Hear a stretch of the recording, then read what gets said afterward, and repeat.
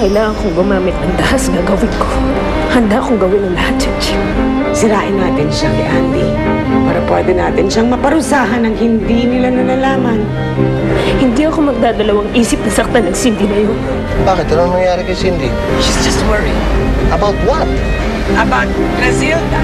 Did you know she's back? She's been stalking and threatening your daughter. Hindi lang si Eric ang kaya mo agawin sa akin, Grazilda. Hindi kita maintindihan. Hindi mo na kailangan malaman pa! Pero hindi ba gagawa ni Grazilda ang manakit? You'll never know what she's capable of. Nasaan ang aking ina? Kahit alam mo, hindi ko sasabihin sa'yo!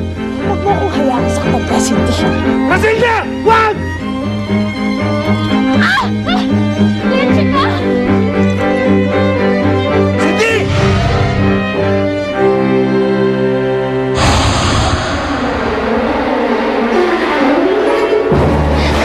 Cindy!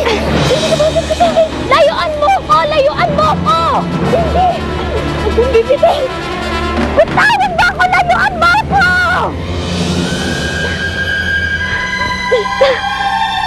Cindy! Oh my God! Cindy! Layuan mo ko, Grazilda! Cindy!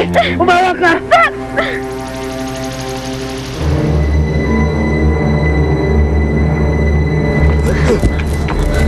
Tinulak mo siya, no? Cindy!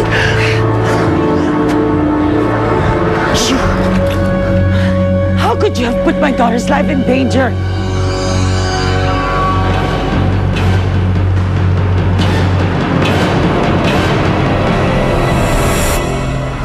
Bakit, kuya? I cannot stay here anymore. President needs my help. Pero kuya, baka po hindi ka pa po magaling. I'm fine, Chik-Chik. Gusto kong tulungan si Grazilda. Nasaan siya? Hinahanap pa rin po na si Nanay Matilde. Come on, let's get out of here. Let's help your ate find her mom. Magbihis ka kaya muna, kuya. Baka mabagan siya kay. It's gonna be okay, Cindy. Ano, patawarin mo na hindi ko sinasadya ito. Anong hindi mo sinasadya? Kita-kita namin ang ginawa mo. Tinutukan mo ng kutsilyo ang anak namin. And then what? Tinulak mo siya. Hindi ka talaga titigil hanggat hindi mo napapatay si Cindy. You see now, Andy, nakikita mo kung gaano kalaking kahayupan ng babaeng yan. She's not gonna stop until she kills our daughter. Hindi totoo yan. Wala akong masamang hangat. Sinungaling. Paano mo mapaliwanag yung nakita namin? Tinutukan mo ng kutsilyo si Cindy. Pinagtangkaan mo saktan ng anak ko. Sinaktan mo si Cindy! Sir Andy, hindi ganun na yun. Eh kung gano'n ano? Bakit mo pinagtangkaan ng anak ko?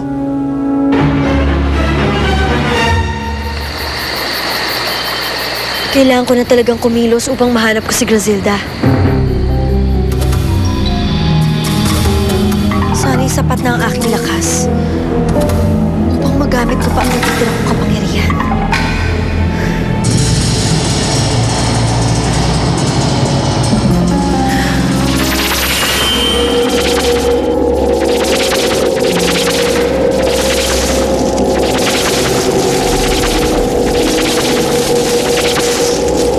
Ituro niyo sa akin ang daan patungo kay Grazilda.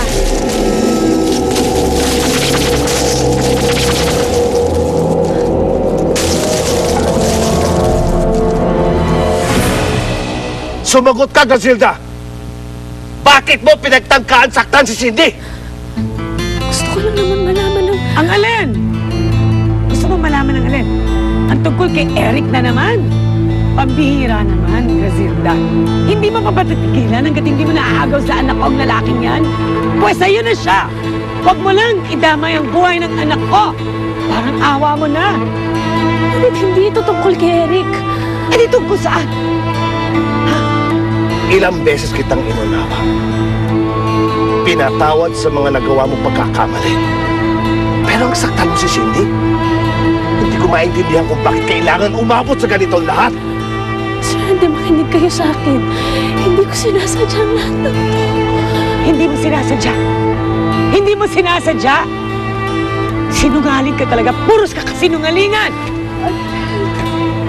Sandali. Cindy. What's happening to her? Cindy! Kaya na, Cindy. Oh my God, Cindy! Are you okay? Dali mo na, dali. Let's bring her to the hospital. Hindi pa ako tapos sa'yo.